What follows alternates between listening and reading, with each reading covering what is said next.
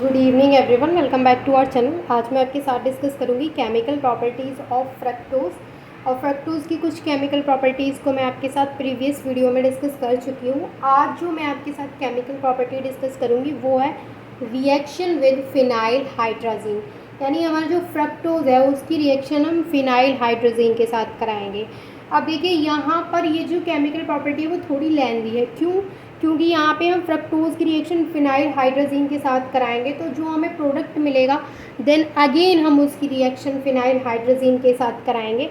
फिर देखेंगे हमें जो प्रोडक्ट जो इंटरमीडिएट मिलेगा, फिर अगेन हम उसकी रिएक्शन फिनाइल हाइड्राजीन के साथ कराएंगे। तो जो फाइनली जो हमें लास्ट में जो प्रोडक्ट हमें यहाँ पर मिलेगा वो मिलेगा फ्रक्टोसाजोन।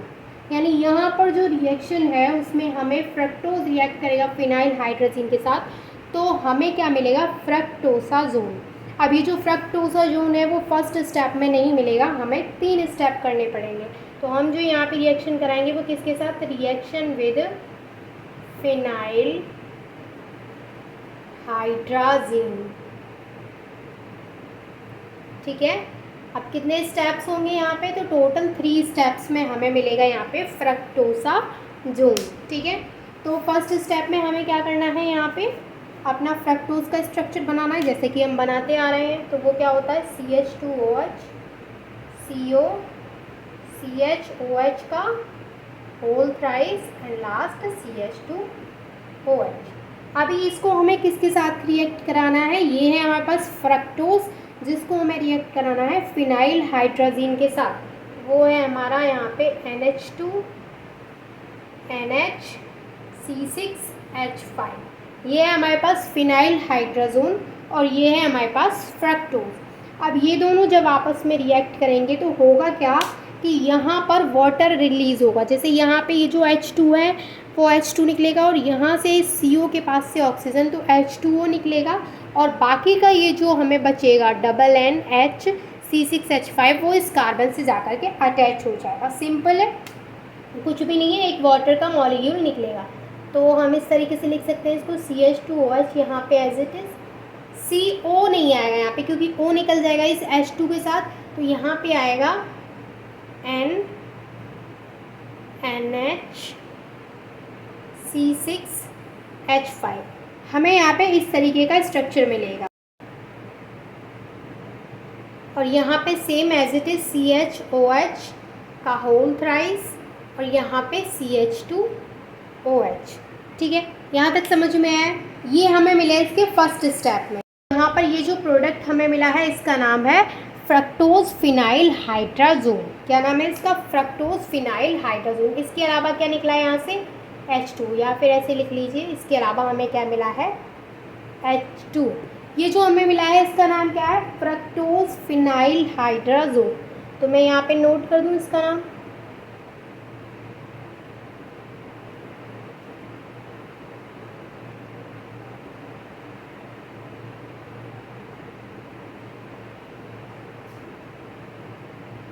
ठीक है, हमें मिला है फ्रक्टोज फिनाइल हाइड्राजोन।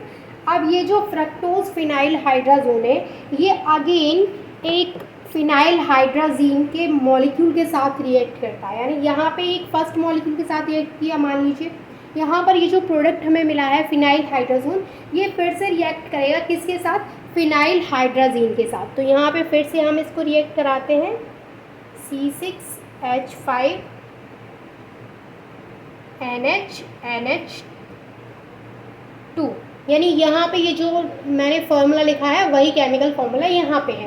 तो हम फिर से क्या करा रहे हैं? इस फ्रक्टोज फिनाइल हाइड्राजोन को हम रिएक्ट करा रहे हैं फिनाइल हाइड्राजीन के साथ। तो अब यहाँ पे क्या होगा सेकेंड स्टेप में कि जब ये दोबारा से इसके साथ रिएक्ट करेगा तो इन तीनों में कोई चेंजिंग नहीं आएगी, ये तीनों सेम रहेंगे। चेंजिंग कहाँ आएगी? यहाँ पर जो CH2OH जुड़ा हुआ है यहाँ पे क्या हो जाएगा? CHO हो जाएगा, हाइड्रोजन वहाँ से हटेंगे तो यहाँ पे ये CHO आ जाएगा, H2 यहाँ से निकलेगा। तो किस तरीके से यहाँ पे हमें मिलेगा?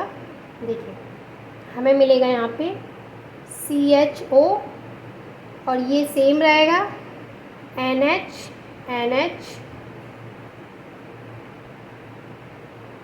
ये होगा डबल एन H6H5 और यहाँ पे सेम CHOH का होल थ्राइस और यहाँ पे CH2OH। ठीक है, इसके अलावा और हमें क्या मिलेगा, इसके अलावा हमें मिलेगा यहाँ पे एनिलीन जो कि होता है C6H5NH2, ये होता है हमारा एनिलीन। और इसके अलावा हमें मिलेगा यहाँ पे NH3, तो ये होता है हमारा एनिलीन। और ये जो हमें यहाँ पे मिला है ये है इंटरमीडिएट प्रोडक्ट। यहाँ पर ये जो हमें मिला है दोबारा से, जब हमारा ये जो था फ्रक्टोज फिनाइल हाइड्रोजोन, जब ये फिर से रिएक्ट करता है फिनाइल हाइड्रोजीन के साथ तो हमें यहाँ पे मिलता है इंटरमीडिएट प्रोडक्ट। इसको हम क्या बोलेंगे, इंटरमीडिएट प्रोडक्ट। अब देखिए यहाँ पर जो इंटरमीडिएट प्रोडक्ट हमें मिला है, अगर हम इस इंटरमीडिएट प्रोडक्ट की फिर से रिएक्शन करा दें फिनाइल हाइड्रोजीन के साथ तो यहाँ पर क्या होगा कि यहाँ पे हमें फ्रक्टोसाजोन का फॉर्मेशन हो जाएगा। यहाँ पे जो हमें इंटरमीडिएट प्रोडक्ट मिला है, आपको पता है यहाँ पे कौन सा ग्रुप प्रेजेंट है, CHO एल्डिहाइड ग्रुप यहाँ पे प्रेजेंट है। और अगर हम इसको अगेन रिएक्ट कराएंगे, किसके साथ रिएक्ट कराएंगे अगेन, हम फिनाइल हाइड्रोजीन के साथ। तो ये 2 स्टेप तो आपने नोट कर लिए होंगे। थर्ड स्टेप में क्या है, अभी जो मैंने आपको बताया था स्ट्रक्चर, हमें क्या मिला था, इंटरमीडिएट प्रोडक्ट मिला था। अब ये जो इंटरमीडिएट प्रोडक्ट है वो क्या है, ये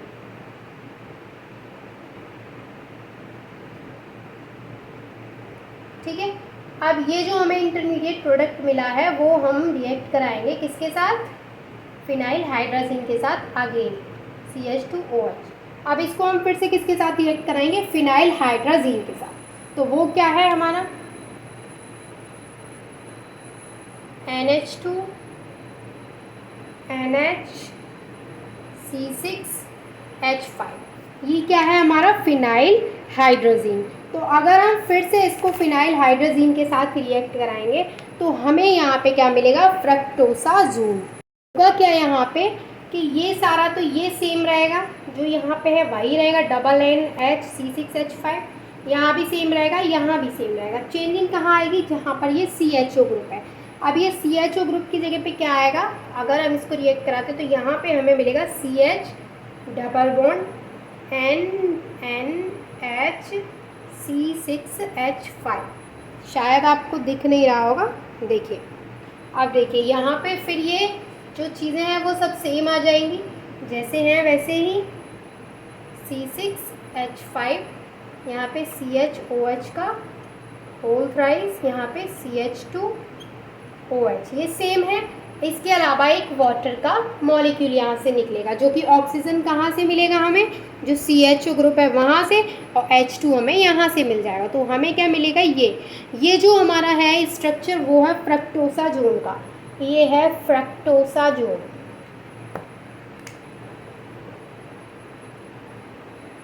फ्रक्टोसाजोन। अब देखिए ये जो फ्रक्टोसाजोन है वो ग्लूकोसाजोन के सिमिलर होता है, मतलब ग्लूकोसाजोन का जो स्ट्रक्चर होता है वही स्ट्रक्चर होता है फ्रक्टोसाजोन का। तो यहाँ पे आपके 2 चीज़ क्लियर हो गई। यहाँ पे एक तो आपको ये पता चल गया कि फ्रक्टोसाजोन का स्ट्रक्चर किस तरीके का होता है, और दूसरा आपको समझ में आ गया कि जिस तरीके का फ्रक्टोसाजोन का स्ट्रक्चर होता है वैसा ही सेम स्ट्रक्चर होता है ग्लूकोसाजोन का। ठीक है, और इसका मेल्टिंग पॉइंट यहाँ पर होता है 478 केल्विन। तो आई होप कि आपको ये केमिकल प्रॉपर्टी अच्छे से क्लियर हो गई होगी। इसमें थोड़ा सा कन्फ्यूज़न ज़रूर होगा क्योंकि 3 स्टेप्स हैं, बट आप स्टेप बाय स्टेप करेंगे तो कोई कन्फ्यूज़न वाली बात नहीं है, बहुत ही ईजी है। अगर फिर भी कोई डाउट है तो वो आप मुझसे कमेंट में पूछ सकते हैं। And thank you so much for watching this video.